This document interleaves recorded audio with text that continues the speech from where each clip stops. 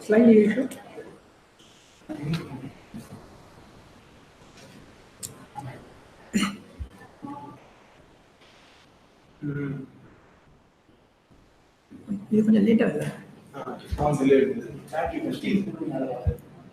Hello everyone, I am Mukesh Doble. I am performing this particular short course on principles of downstream processing. I hope you have already started attending this course and enjoying the videos as well as some of the assignments problems. I have two types of courses in this downstream processing. One is a long course, 12-week course. The other one is this one, short 4 or 5-week course. So the 12-week course is a very detailed approach to the downstream techniques in bioprocess, but this one is a short course. So if you want to quickly grab into the idea of downstream, I would suggest, and those who do not have much time, those who want to just brush up their knowledge of downstream, which is already available with them, so you can use this course. Again, this course is very useful for persons working in industry because they don't have much time to go through. But if you are very interested in a very detailed understanding of the downstream processing, then maybe you can go through that 40-hour course which I have in the NPTEL. This course is very useful for those who are pursuing BTech biotechnology or BTech genetics, BTech bioinformatics, and also for MSc biotech students, MSc biochemistry students, and that way this course is extremely useful. As you know, downstream is as useful as running a fermenter or running a bioreactor, and that's what you will understand as you go through this course in the next totally 5 weeks. So what is this downstream? So downstream looks at what is happening after a fermenter or after a bioreactor. So we get some output from the fermenter, and we do a lot of processing of the material that's coming out of the fermenter. We may be doing removing the solids, we may be extracting some material, and we may be purifying, or we may be polishing the material, we may be crystallizing the material, we may be even adding some stabilizing agent so that the material can be stored for a very long period of time. Okay? So that is what this downstream is all about. So I'll just give you a slight background about this course, and you might have read or you might have gone through some of these in the past 3 weeks, and maybe you will be going through it in, again, the next 2 weeks. So refers to recovery and purification. We are recovering the material after the fermentation, and then we are purifying it to a very high degree, because if it's a biopharmaceutical product like an insulin, or if it's a monoclonal antibody, so we need to purify it to a very high degree. But if it's a nutraceutical, or if it is a bulk chemical like ethanol or acetic acid and so on, then we don't have to be so picky about purification. Okay. So this is downstream involved, is biosynthetic products. We are looking at pharmaceutical products. A lot of biopharmaceuticals are nowadays made through fermentation, and a lot of antibiotics nowadays are made through downstream, through fermentation. Look at amino acids, which are used as food supplements for animal feed. They are all made through fermentation. So then comes food, various types of food, fermented food, food for long-term storage. They're all made through bioprocess. Chemicals, bulk chemicals, a lot of bulk chemicals. For example, ethanol, acetic acid, butanol, they're all bulk chemicals. They are cheap but manufactured in very large quantities. So they are made through fermentation. Health products, nutraceuticals, like health proteins, enhancing certain activity, food supplements, they're all made through fermentation. So a lot of nowadays material are being made through fermentation route, and hence downstream plays a very important role into the entire thing. So they can be made through natural sources. For example, I can have a fermentation of a certain plant tissue culture, or it could be made through animal, okay, cells or something like that, plant tissues. It could be made through bacterial, it could be made through yeast. For example, your alcohol is produced through yeast. And if you look at many of the antibiotics, they are all produced through the bacterial sources. So a lot of things are being made. So downstream helps in the separation, downstream helps in the purification of a bioproduct. So when you do that, we remove all the unwanted metabolites as we go along. The thing cutting distance, we cannot see from outside. Okay, so as we go along, let me answer a couple of questions which had come through during this particular session. There is a question: in protein purification from natural sources, is it better or by expression system in E. coli? Which is better?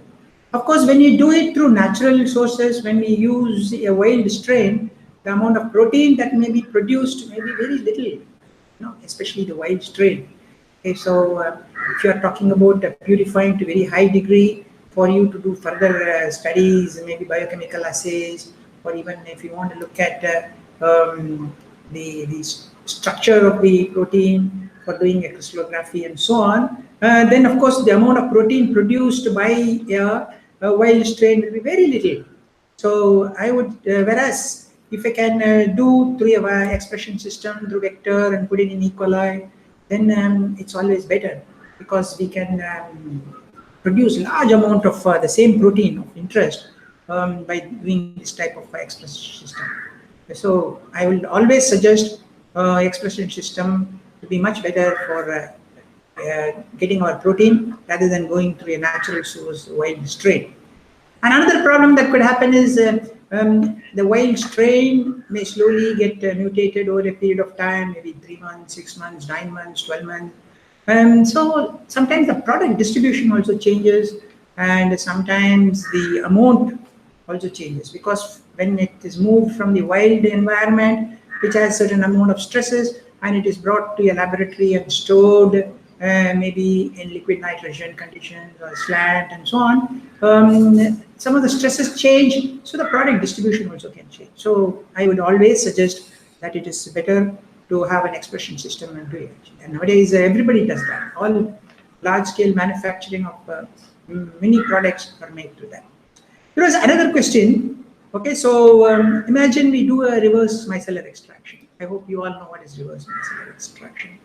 In reverse micellar extraction, or for example, if you take proteins, we can't extract using a solvent, because the solvents may be deactivating the protein. So we need to use water. But then how do I use water to extract a protein from a fermentation broth, which also contains water? That's the challenge. So what we do is we take solvent. As I said, the solvent will denature my protein. Okay. So I put in some surfactants. Okay, that's what the word micellar comes into picture. So I have a solvent, I have surfactants, okay, amphiphilic, which has a hydrophobic tail and a hydrophilic head. Okay, maybe hydrophobic tail and a hydrophilic head. And then it will be all the hydrophilic heads will be all pointing inwards in a solvent, because the solvent will be lipophilic. Now if I use that as the extracting medium for my protein, which is found in aqueous, the protein will go and go inside the hydrophilic cavity. They are polar cavity, so there will be some water as well as your protein. So the proteins will be in a hydrophilic environment, and they do not face the hydrophobic solvent which you are using, so they will be in the active form. Now, after extraction, we need to recover this protein which is now in the solvent medium. How do we do that? So we can add some other agents which will sort of break this micelles. Basically, you have to break the micelles. So breaking the micelles means we can change HLB, hydrophilic lipophilic balance of the solution, so that the proteins gets deaggregated. Originally, in a reverse micelle, they are aggregated. That's why they form the reverse micelle with the inner polar cavity. Now, basically, you want to deaggregate. Okay, so once you deaggregate, so you have to work around that CMC, the critical micellar concentration of that particular surfactant. So they get deaggregated and they open up, and your protein, which is held, comes out. That is what is. That is how you try to recover your protein which has been captured inside. So we can work around the CMC so that your micelles break down, or we can even look at certain buffers which will again disturb the micelles that are formed, and so on actually. So these are ways by which we can try to back extract our protein which are held in our micellar extraction. Okay, so we were talking very briefly about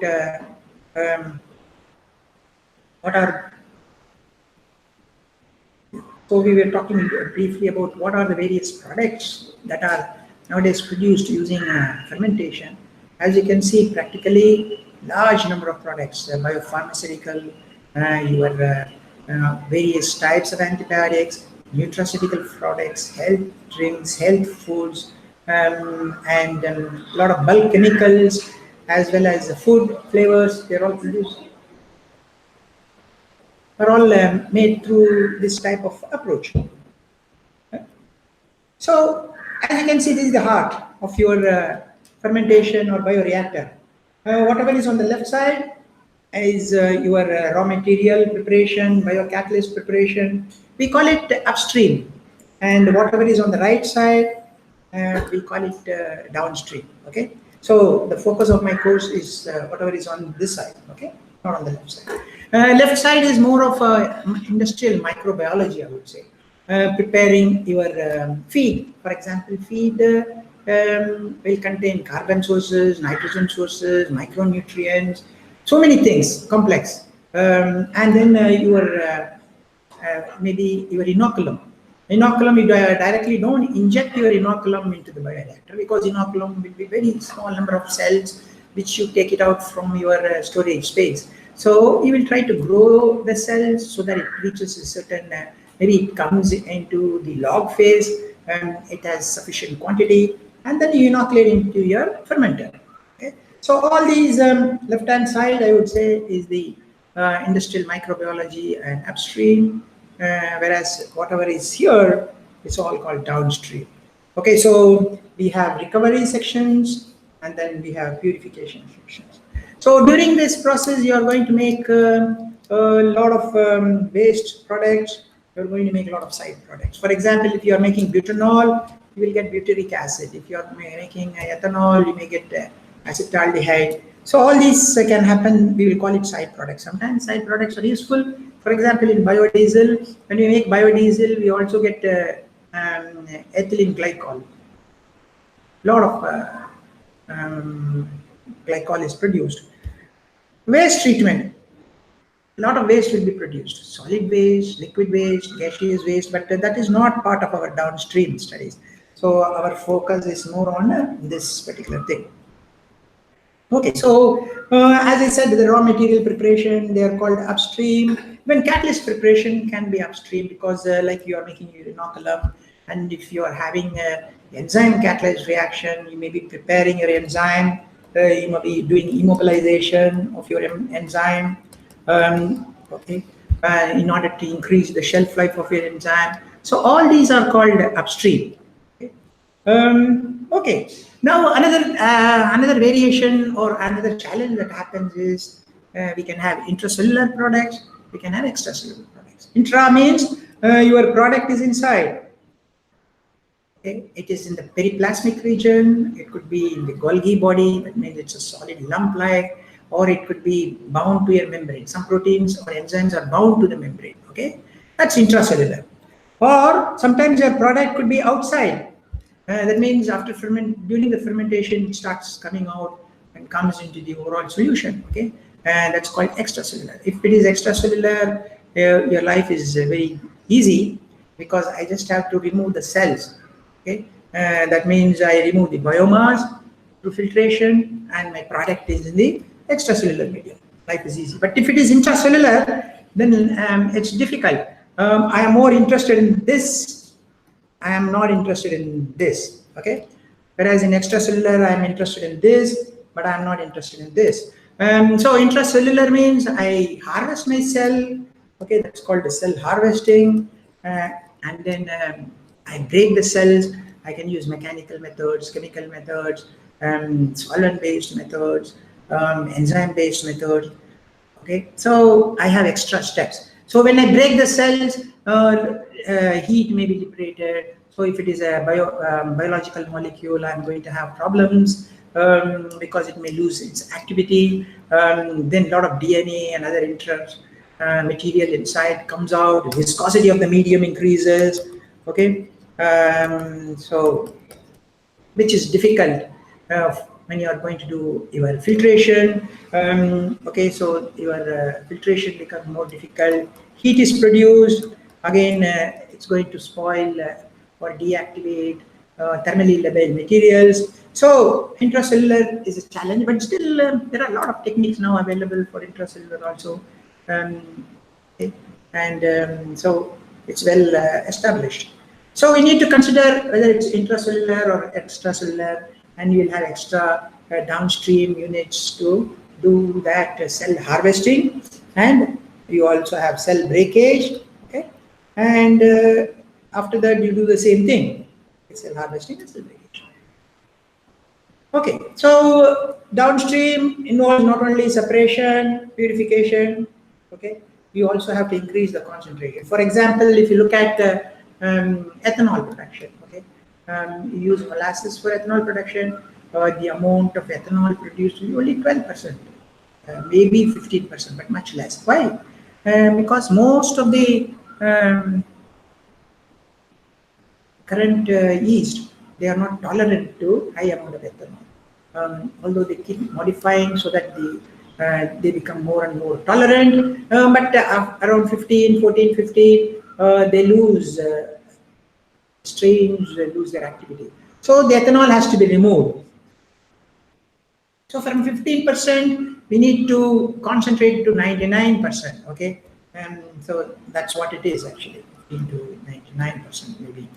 If you are looking at a pharmaceutical product or a enzyme for therapeutic application and all, then we need to have very high purity because that's consumed by too much. So we need to go very high purity. Okay, that's concentration. So we need to think what type of product you are producing, and based on that, how pure I would like to have, or what are the levels of impurities that's permitted. I need to know all these actually. Okay. Now, if you look at most of the downstream, the very first step will be the removal of cells and the biomass. So after the fermentation, you have a live bacteria, dead bacteria, you're adding micronutrients, you're adding salts. So all the salts will maybe precipitating out, maybe some intracellular material, intracellular contents may be there. So we need to first remove that. So invariably, the very first downstream could be solid liquid separation. So it could be a centrifuge, it could be a filtration, okay, it could be a microfiltration, ultrafiltration. That's the very, very first step. Okay. If it is an intracellular material, of course, we need to do the disintegration of the cell. But if it is not, if it's an extracellular material, we do not have to bother much about cell breakage and so on. Actually. Okay, then of course we need to concentrate our product. So if it's a protein purification, what we do, we add some salts, call it salting, or we add some salt, protein precipitates. So from a 10% protein solution, we may make it a 40-50% protein solution. Okay, and then we need to purify maybe 99%.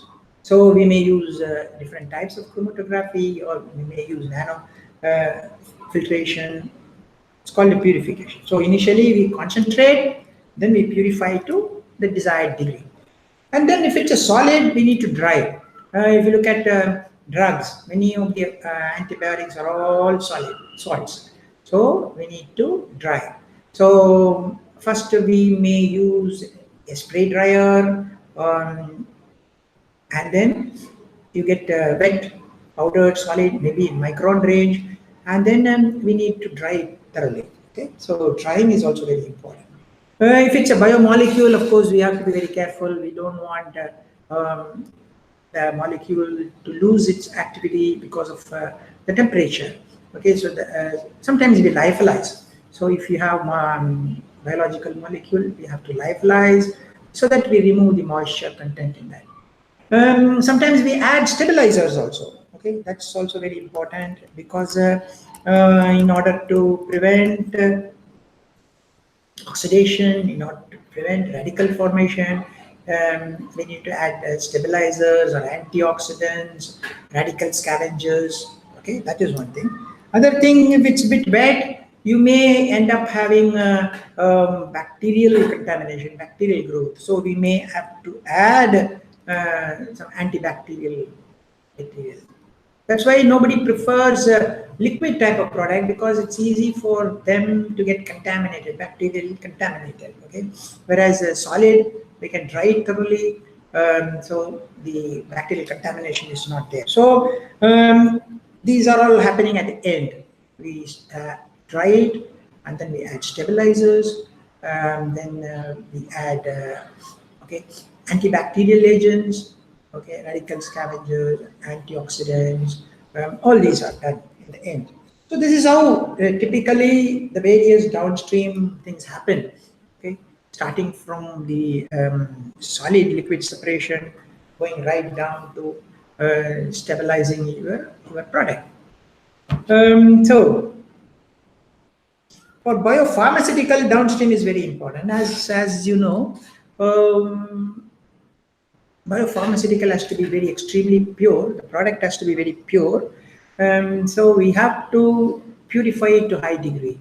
Maybe with chromatography, if it's a protein, different types of chromatography. So it's mandatory. You cannot just take from a fermentation broth and filter it and use the product. If it's an animal feed, maybe you can do that, because some of the biomass could be acting as a protein for the animal feed. But not for a biopharmaceutical product. Okay. As you can see, the downstream process market in the US, 1.5 billion in the year 2009, and it's 3.75 billion 2016. So it's a huge market, very big, and it's supposed to keep growing up and up. Okay, so it's growing tremendously. And the market is extremely big because we have so many different types of downstream equipment. We have a lot of reagents, disposable, maybe packing material, solvents, membranes. So all these are part of the downstream. We may have solvent. Suppose if we are using liquid extraction, which is disposable, we may have membranes. If you are using membrane technology like ultrafiltration, nanofiltration, reverse osmosis, and so on. And we may have packing material. If you are having packing material, if you are having chromatography. So all these we need to keep that in mind. And as you can see, reagent market is quite high. You know, talking in terms of several billion US dollars as a function of time. Okay. Okay, what are the common stages in downstream? As I said initially, you start with the removal of insolubles. The cells, cell debris, other particulate matter, all these have to be removed from your fermentation process. That is the very first step when you talk about the solid removal in the fermentation. Okay, so we can use microfiltration, ultrafiltration, normal filtration, centrifuge, okay, even sedimentation, flocculation, all these can be used for removal of insolubles. Then comes product isolation, that means removal of water or maybe removal of impurities or concentrating your product. If you have a protein, concentrating it a little bit more from 10% to 40-50% by salt precipitation or something like that. Then product purification, you are removing all the contaminants. So you may have chromatography, different types of chromatography, like hydrophobic interaction or hand exchange chromatography, okay, gel permeation chromatography, affinity chromatography. So depending upon what you are interested and depending upon what type of impurities are contaminating your product, you may use different types.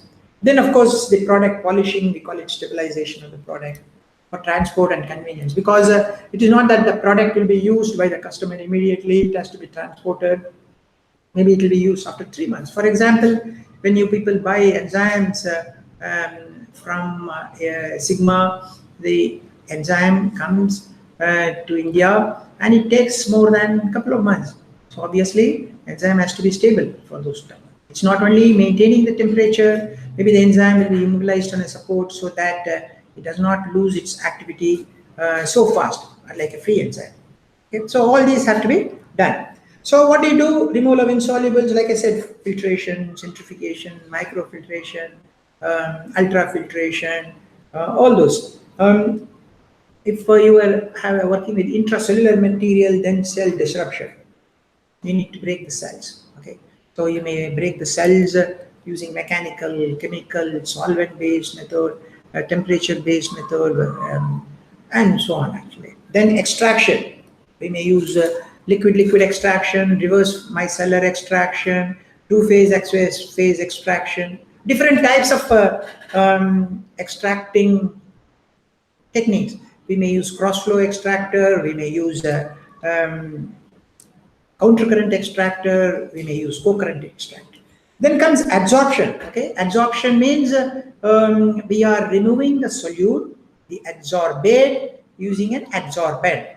For example, if you look at ethanol, as soon as it is produced after fermentation and we purify the ethanol, then what happens? The ethanol will be a little bit colored. Ethanol will be a little bit colored. So we need to use an adsorbent to remove the color. Okay, we may use activated carbon or activated alumina to do that type of job.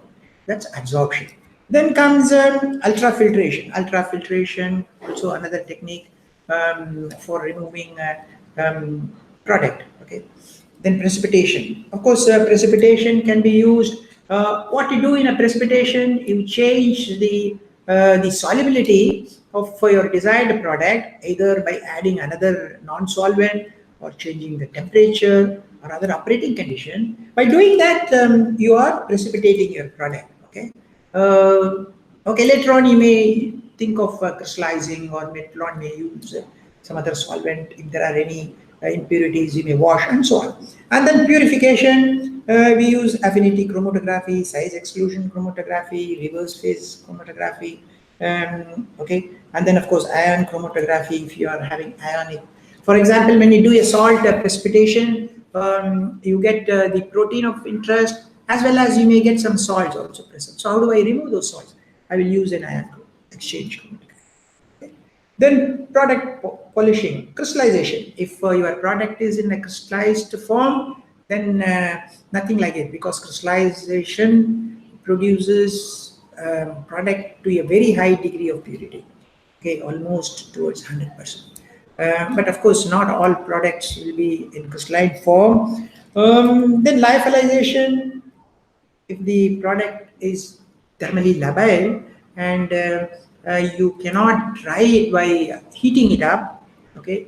If it can be heated up, nothing like it, because heating is much cheaper than cooling, where lyophilization resorts cooling, whereas heating can help in remove the water vapor or any solvent vapor. Okay, spray drying. As you know, your instant coffee powder, instant milk powder, all these follow this particular setup. It's called a spray drying. What happens in spray drying? You atomize your slurry and it comes down. Hot air is flowing upwards. So the surface area of the particles, atomized particles are very large. So the moisture gets removed. The hot air carries the moisture. Okay, both based on the mass transfer as well as based on the heat. Okay, that's called spray drying. Okay, so when we start designing downstream, we have to consider many aspects actually. We have to consider cost of the downstream equipment. That's the first step you need to consider. Ultimately, it's a cost. How much does a filter cost? How much does a centrifuge cost? Should I use a filter or a centrifuge? You must have seen some interesting introduction to the concept of costing, the concept of depreciation, concept of cash flow. So I talked about all those in one of those classes. I hope you enjoyed that. Cash flow. So should I buy a centrifuge or should I buy a filter? This problem comes quite a lot. Should I use a liquid extraction or should I use some sort of a membrane to separate? Should I use a chromatography or should I use some other technique to purify? So cost of the downstream you need to think about. Okay, of course, when you do cost of downstream, you also are talking about performance, what type of utilities you are using, what type of disposable materials you are using,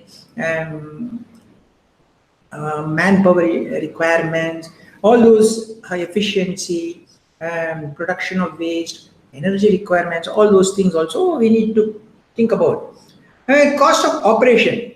Okay, do I need steam? Do I need hot water? Do I need hot oil? Do I need cooling water? Do I need chilling water? Do I need nitrogen? Do I need oxygen? What should be the pressure of operation? What type of solvents I use? For example, in your extraction, you may use chloroform, you may use ethyl acetate, you may use methanol. Okay, so we need to think about it, because when we are not going to recover all of them, we are going to lose some of them. So that's all part of the cost actually. Okay? So solvent requirement, how much water, heating, cooling I require. Okay, so all these comes at the cost of operation. Manpower requirement, how many manpower? For example, if you look at a drying, using a tray dryer, we need somebody to fill the material, fill the trays with the material, put it in the dryer, and then after drying you need to remove. So manpower requirement is also there. Safety. Okay, am I having a safe equipment for my use? Okay, is the equipment safe or it's not very safe? So we need to consider, because after all, ultimately human beings are working on it. So safety of the persons are very, very important. Am I using very toxic chemicals or hazardous chemicals? As you know, some solvent may have very low boiling. Okay, if you are using ether, for example, for extraction, can I use ether? Sometimes ether is used in extracting phytochemicals, but then it will have very low boiling point, flash point, so it's very dangerous, very hazardous. So we need to consider. If you look at chemicals like chloroform, they say benzene, for example, they say it can lead to they have carcinogenic properties. So should I use a non-toxic solvent instead of a toxic solvent? So we need to consider those. Am I operating at safe conditions? Am I operating my bioreactor or my downstream extraction unit, okay, in the safe condition? Are they working near explosives limit? In fact, when you talk about bioreactor, and if you are using aerobic bioreactor, oxygen you are putting in, okay, if it's an anaerobic process, some CH methane may be produced, okay, so sometimes you will have oxygen little bit, methane little bit. Am I forming any explosive mixture? That is what is called operated safe condition. Am I working at temperatures where the solvents will start boiling, especially in liquid extraction? So decrease exposure of people from chemicals and solvents, and also microorganisms. That's very, very important, because bacteria, many of them are genetically modified bacteria, and we don't know what will be their effect, long-term effect to human beings who are operating those. Okay, how much they are getting exposed to, how long they are getting exposed to.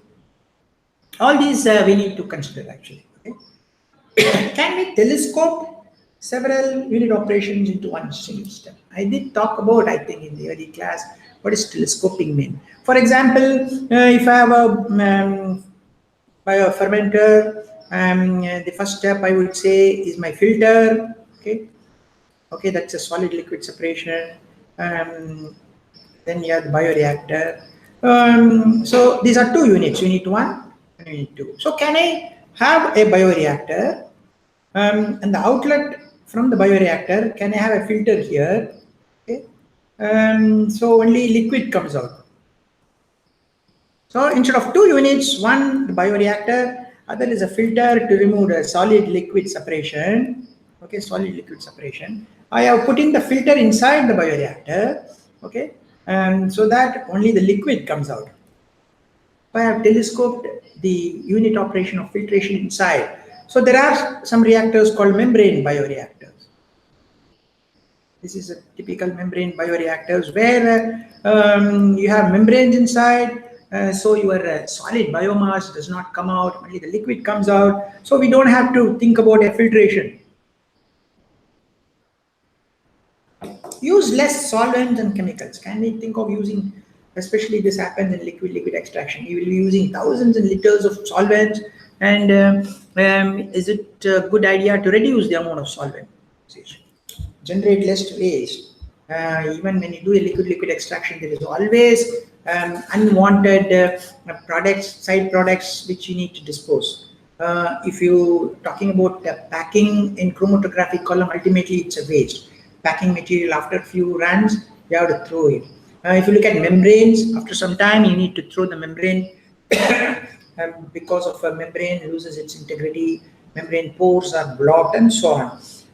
Operating at mild conditions, do everything at 30-40 degrees, and basically, of course, the bioprocess is at mild condition. And if you are using proteins and peptides and biomolecules, you can't go very high in temperature because they are thermally labile. So that's not a problem. Okay. More of it, environmental issues. Where is disposal? I'm disposing biomass, dead biomass, live biomass. If it is genetically modified, is it safe to remove? Do I have to decontaminate before throwing the biomass? You will have a lot of salts which you use in your fermentation process, nutrients, micronutrients, and then you will have, of course, liquids. Okay, unwanted liquids after solvent extraction. Okay, then you produce a lot of gases also, and after the fermenter you may produce CO2. Anaerobic, you may produce methane, you may produce carbon monoxide. You can't just vent it into the atmosphere. You may have to have some absorption unit to vent out gases. Okay, so there are biofilters available, and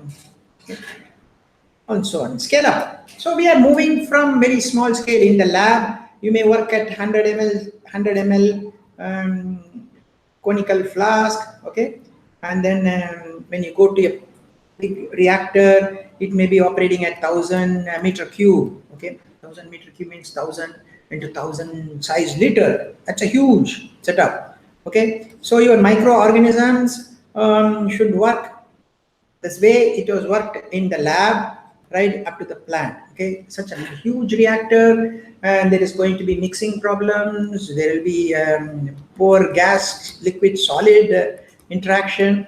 Gas is if it's an aerobic, you are bubbling oxygen. Liquid is your fermentation broth. Solid is your biomass.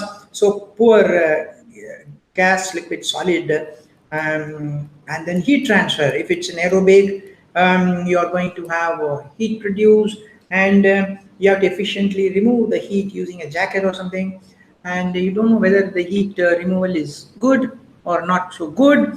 Okay, so all these are issues in scale up. So we need to consider those as well. Actually, all these issues we need to consider, and of course utilities. What type of utilities we want?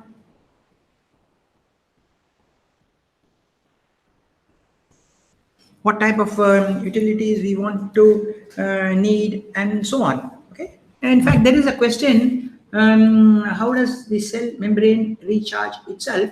Cell membrane will not recharge itself, but the cell membrane, the lipopolysaccharides, the lipids are held in place by metal ions like magnesium and so on. So especially where one of the techniques when we use chelating agents for breaking the cell wall, cell membranes, we add some chelating agents which disrupts the divalent cations, so that the cell membrane gets disrupted and intracellular material comes out actually. Okay, so that is one way of how you do that.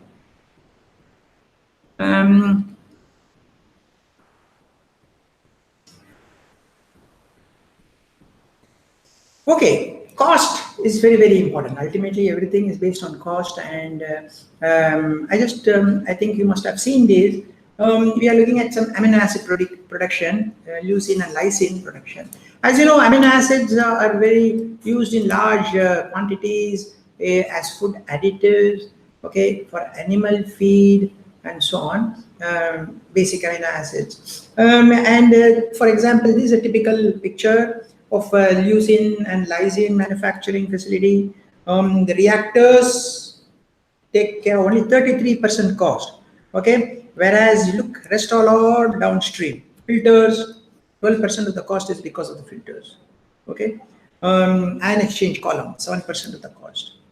Crystallizers, because the amino acids are solid, they are made it as crystals, 28% of the cost. So 67% of the cost is because of downstream. Okay. Reactor or the fermenter is only 33%. The remaining 67% is because of the downstream.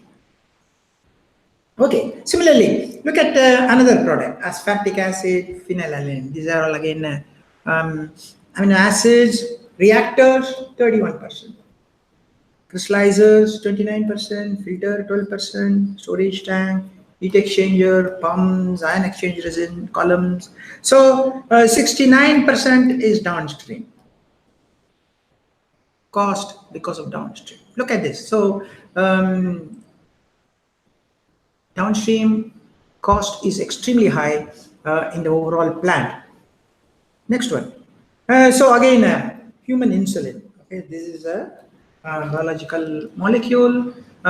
These are produced intracellularly, so you need to break the cells. Okay, then when you break the cells, the insulin loses its activity. It gets unfolded. That means some sulfur-sulfur bond, disulfide bonds break.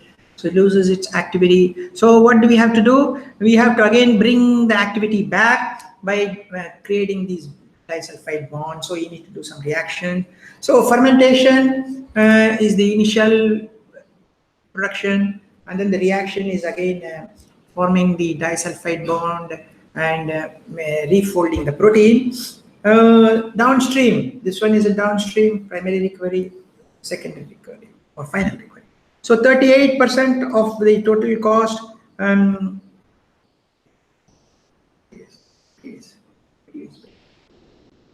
yeah, 38% of the cost is because of downstream. You see that? So all these examples I showed you, 30, 60, and 69, percent of the cost is because of downstream. So that's why when we design downstream, we have to be very careful on how the efficiency of the unit is and how we can minimize the cost. Okay.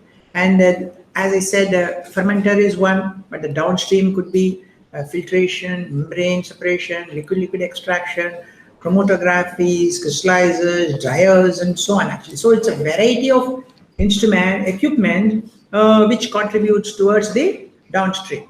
Okay, that is the biggest challenge when you are doing. And okay, so in the course, you must have been coming across many of these things, right? Some bioprocess flow sheets I must have shown you. Okay, and then what are the various downstream steps? Then intracellular versus extracellular. We must have been looking at cell disruption, mechanical method, okay, like bead mill, homogenizer, okay, then enzymatic based method using lysozyme to break the cell membrane, then chemical methods using solvents, using chelating agents, okay, and then of course again thermal methods, high temperature, cycling to low temperature, or using vacuum based methods. And what are the pre-treatment strategies? Because when you want to filter, and if the material is very viscous, you may have to heat it a little bit. If your bed forms a compressible bed, you may have to add filter aid so that it improves the filterability. So all these we need to do. We call that as pre-treatment strategies. And then filtration, sedimentation, flocculation, centrifugation, different types of centrifuges we must have been looking at. And then adsorption. Adsorption is very, very important. It can be liquid or gas getting adsorbed on an adsorbent. So the adsorbate is picking up the the adsorbent is picking up the adsorbate. Then the extraction, different types of extraction, cross flow extraction. Then we have the countercurrent extraction. Then there will be aqueous phase extraction, reverse micellar extraction. Then membrane. Membrane has become very, very important nowadays. So many types of membrane. You have microfiltration, ultrafiltration, okay, then nanofiltration, then reverse osmosis, and then okay, and then we have a peroperation membrane, and then we had so many types of membrane processes. Which dialysis, of course, dialysis I forgot, which is the most important. Dialysis, especially those who have renal problems, undergo this dialysis in hospital. So there is the salts from the blood flow from high concentration to the low concentration, because the kidney is not able to do this job. Then we have also the electrodialysis. So a lot of membranes processes, so many types of membrane processes are there, which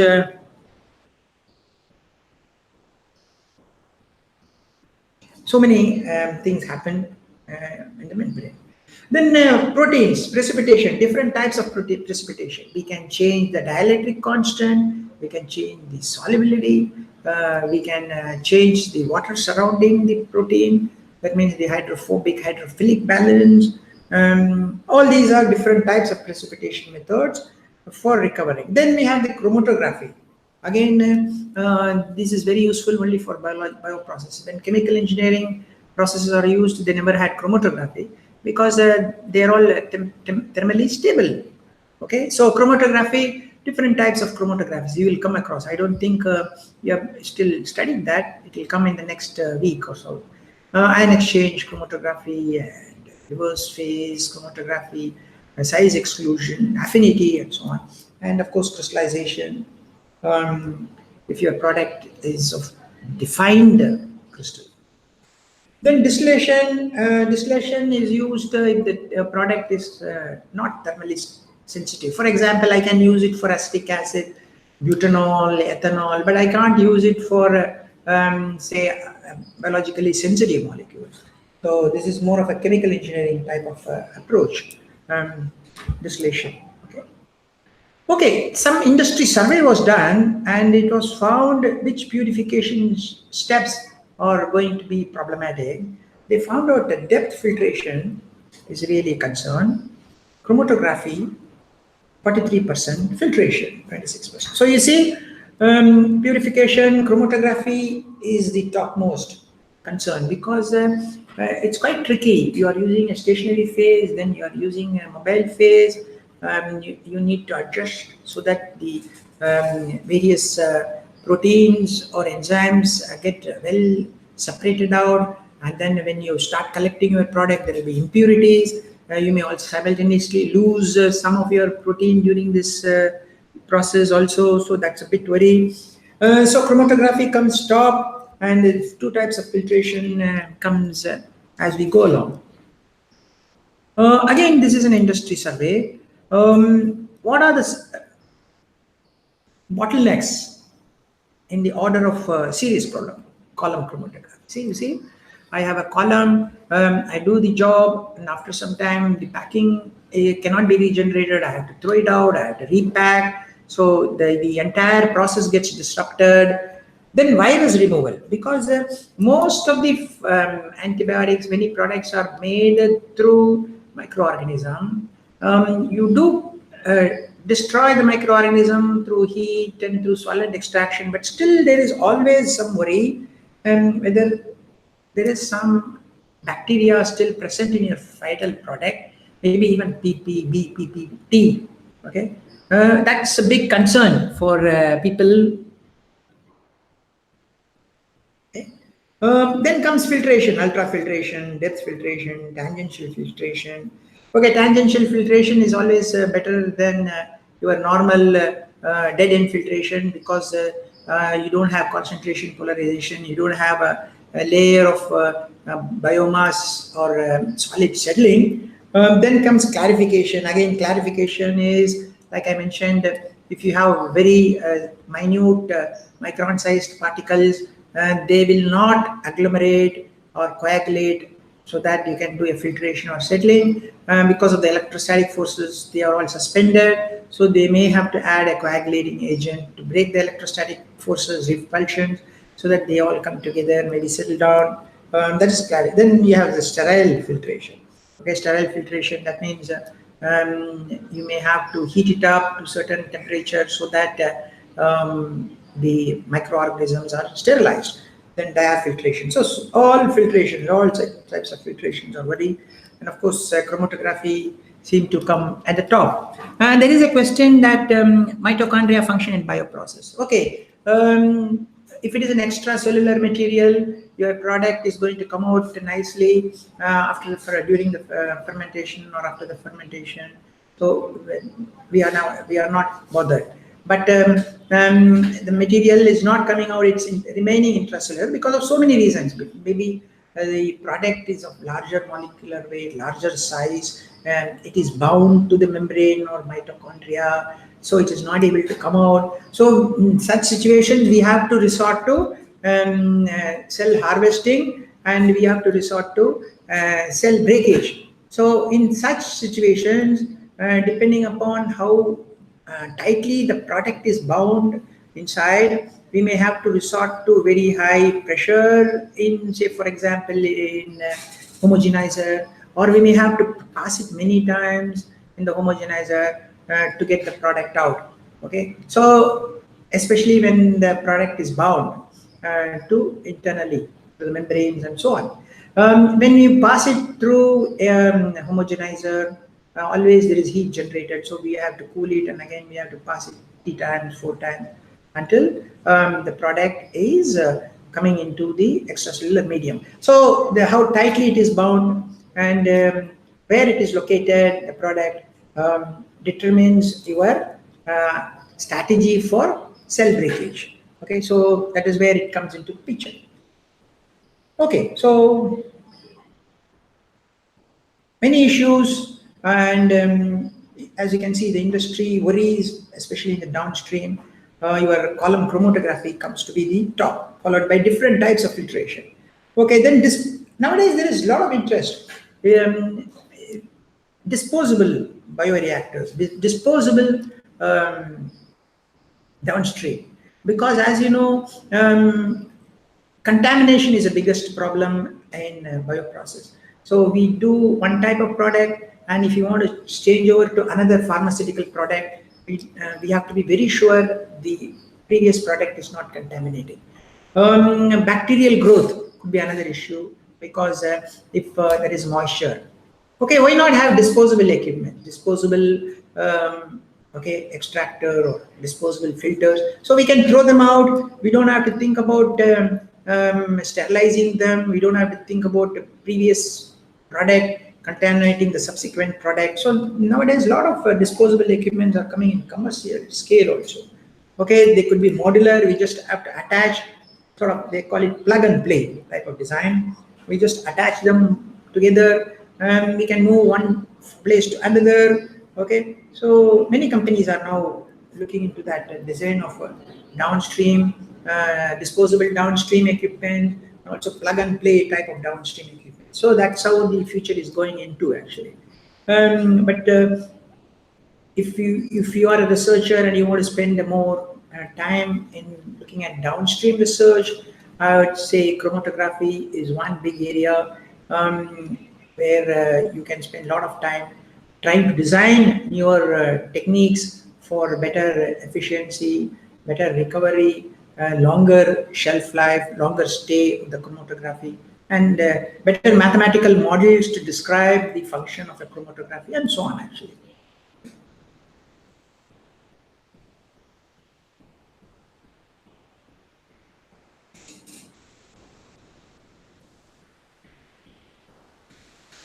So I think we have covered quite a lot of basic related to downstream, and I also mentioned what is there for you for the next couple of weeks, especially in the area of maybe chromatography, a little bit on the membranes you will come across, and you will also go through many problems. This course I have designed so that it will always have problems after explanation of the principles of theory. So that way you get a real hang of the fundamental concepts. Okay, and in chromatography or even membrane, you will come across many problems which you can try to solve during the course of your listening to the lectures as well as during the assignments. And of course, finally, at the end of the 20 lectures, you will also have an examination. I hope you all register for the examination and go to a particular exam center and take part in the exam, so that you also do well and get a certificate on the area of principles of downstream processing. As I said, downstream processing is most important. I would say even more important than the bioreactor or a fermenter, because it's a mixture of different equipment, and there are almost all types of mathematical principles involved when you start looking at a downstream processing technology. And I also showed what are the worries of industry experts in the area of downstream. So even if you are going to be a researcher in the area of downstream, you can focus in the areas which an industry expert thinks are going to be a problem for the future. Okay, so thanks for registering for the course and going through the lectures and taking part in the assignments so far. I hope you complete the remaining assignments, and I hope you also register for the exam, the certificate exam, and by doing so, you'll be benefiting quite a lot in understanding the principles of downstream. As you know, many research scholars nowadays in the area of biotechnology look at protein, purification of proteins, looking at extractions, different types of chromatography. So this course will be extremely useful for those who are actually going into hands-on downstream. This course is also useful for undergraduate students like BTech, okay, who have to learn downstream as part of the BTech in biotechnology or BE in biotechnology. Because after fermenter, without downstream, you do not get your product, intended product of that particular purity. So I believe this course will be useful for all these various types of academic participants.